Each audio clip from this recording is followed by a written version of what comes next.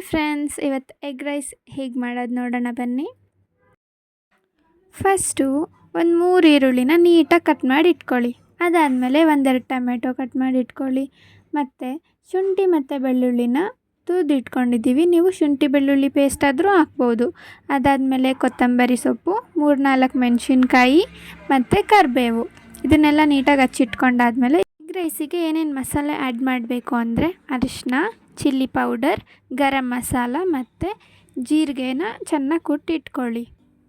ನಾವು 5 ಜನಕ್ಕೆ egg rice ಮಾಡ್ತಾಯಿರೋದ್ರಿಂದ 6 ಮೊಟ್ಟೆ ತೊಗೊಂಡಿದ್ದೀವಿ. ನಿಮಗೆ ಎಷ್ಟು ಬೇಕೋ ಅಷ್ಟು ತೊಗೊಳ್ಳಿ.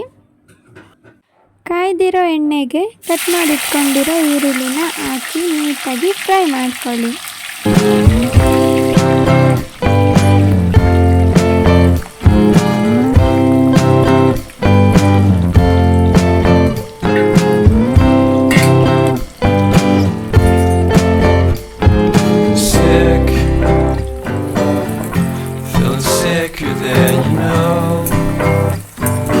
ಇದೇ ರೀತಿ ಒಳ್ಳೆ ರೆಸಿಪಿಗಾಗಿ ನಮ್ಮ ಚಾನೆಲ್ನ ಸಬ್ಸ್ಕ್ರೈಬ್ ಮಾಡಿ ಮತ್ತು ಈ ರೆಸಿಪಿ ಇಷ್ಟ ಆಗಿದ್ದಲ್ಲಿ ಲೈಕ್ ಮಾಡಿ.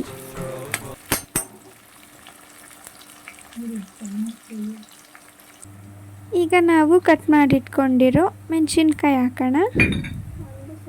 ಈರುಳ್ಳಿ ಚೆನ್ನಾಗಿ ರೋಸ್ಟ್ ಆಗೋವರೆಗೂ, ಅದು ಸ್ಮೆಲ್ ಬರೋವರೆಗೂ ಇದೇ ಥರ ರೋಸ್ಟ್ ಮಾಡ್ಕೊತಾ ಇರಿ.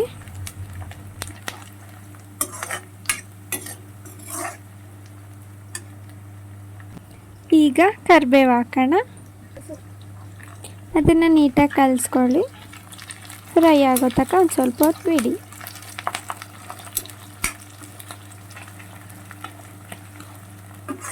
ಈಗ ಶುಂಠಿ ಬೆಳ್ಳುಳ್ಳಿ ಪೇಸ್ಟ್ ಹಾಕೋಣ. ಇದನ್ನು ಸ್ವಲ್ಪ ಹೊತ್ತು ಹಾಗೆ ರೋಸ್ಟ್ ಮಾಡ್ಕೋತಾ ಇರಿ. ಜೊತೆಯಲ್ಲಿ ನೀವು ಅನ್ನ ಮಾಡಿಲ್ಲ ಅಂದರೆ ನೀವು ಅನ್ನ ಮಾಡೋಕ್ಕೆ ಇಟ್ಕೊಳ್ಳಿ, ಇದಾಗೋವರೆಗೂ ಹಾಗೇ. ಇವಾಗ ಹಚ್ಚಿಟ್ಕೊಂಡಿರೋ ಟೊಮೆಟೊ ಹಾಕೋಣ. ಅದನ್ನು ನೀಟಾಗಿ ಕಲಿಸ್ಕೊಳ್ಳಿ. ಫ್ರೈ ಆಗೋ ತನಕ ಬಿಡಿ ಒಂದು ಸ್ವಲ್ಪ ಹೊತ್ತು. ರುಚಿಗೆ ತಕ್ಕಷ್ಟು ಉಪ್ಪು ಹಾಕ್ಕೊಳ್ಳಿ.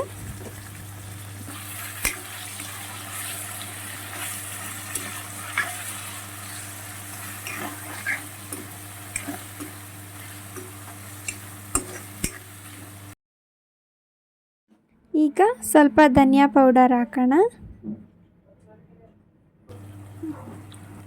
ಗರಂ ಮಸಾಲ, ಜೀರಿಗೆ ಕುಟ್ಟಿಟ್ಕೊಂಡಿರೋದು, ಅರಿಶಿನ, ಇದನ್ನೆಲ್ಲ ಹಾಕಿ ನೀಟಾಗಿ ಕಲಿಸ್ಕೊಳ್ಳಿ. ಅದು ನೀಟಾಗಿ ಮಿಕ್ಸ್ ಮಾಡಿ.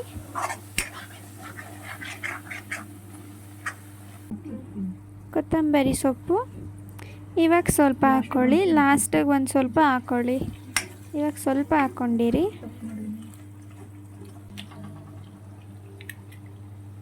ಈಗ ಮೊಟ್ಟೆನ ಹಾಕ್ಕೊಳ್ಳಿ. ಒಂದೊಂದೇ ಮೊಟ್ಟೆ ಹಾಕಿ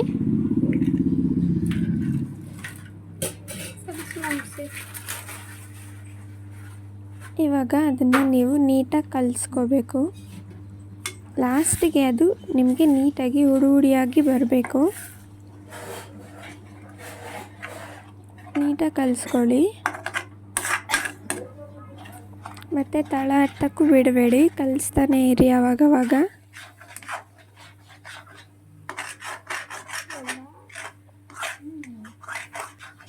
ಅದನ್ನು ಕೆಳಗಡೆಯಿಂದ ನೀಟಾಗಿ ಕಲಿಸ್ತಾ ಇರಿ.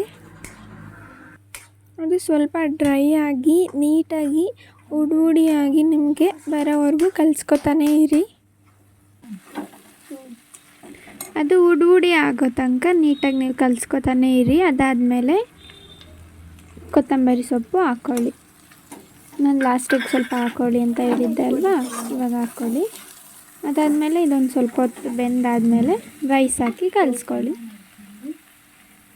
ನಾವಿವಾಗ ಸ್ವಲ್ಪ ಕೊತ್ತಂಬರಿ ಹಾಕ್ಕೊಂಡಿದ್ದೀವಲ್ವ, ಅದಾದಮೇಲೆ ಒಂದು ಸ್ವಲ್ಪ ಹೊತ್ತು ಬಿಟ್ಟು ಇವಾಗ ಅನ್ನನ ಹಾಕ್ಕೊಂಡು ಅದಕ್ಕೆ ಕಲಿಸ್ಕೊಳ್ಳಿ ನೀಟಾಗಿ. ಒಂದೊಂದು ಸ್ವಲ್ಪನೇ ಹಾಕ್ಕೊಂಡು ನೀಟಾಗಿ ಕಲಿಸ್ಕೊಳ್ಳಿ. ಅದಾದಮೇಲೆ ಅಷ್ಟೇ, ಎಗ್ ರೈಸ್ ರೆಡಿ ಆಗುತ್ತೆ. ನೀವು ಲಾಸ್ಟಿಗೆ ಸ್ವಲ್ಪ ಗರಂ ಮಸಾಲ ಬೇಕು ಅಂದರೆ ಹಾಕ್ಕೊಳ್ಳಿ, ಇಲ್ಲ ಅಂದರೆ ಹಾಗೆ ಬಿಡಿ. ಏನಾದರೂ ಉಪ್ಪು ಕಡಿಮೆ ಇದ್ದರೆ ಗರಂ ಮಸಾಲ ಏನಾದರೂ ನಿಮಗೇನಾದರೂ ಟೇಸ್ಟ್ ಸಿಗ್ತಿಲ್ಲ ಅಂದರೆ ಒಂದು ಸ್ವಲ್ಪ ಗರಂ ಮಸಾಲ ಹಾಕ್ಕೊಳ್ಳಿ. ಅಷ್ಟೇ, ಎಗ್ ರೈಸ್ ಮುಗೀತು. ನಿಮಗೆ ಈ ರೆಸಿಪಿ ಇಷ್ಟ ಆಗಿದ್ದಲ್ಲಿ ಲೈಕ್ ಮಾಡಿ, ಶೇರ್ ಮಾಡಿ ಮತ್ತು ಕಮೆಂಟ್ ಮಾಡಿ. Thank you. ಸಬ್ಸ್ಕ್ರೈಬ್ ಮಾಡೋದನ್ನ ಮರಿಬೇಡಿ.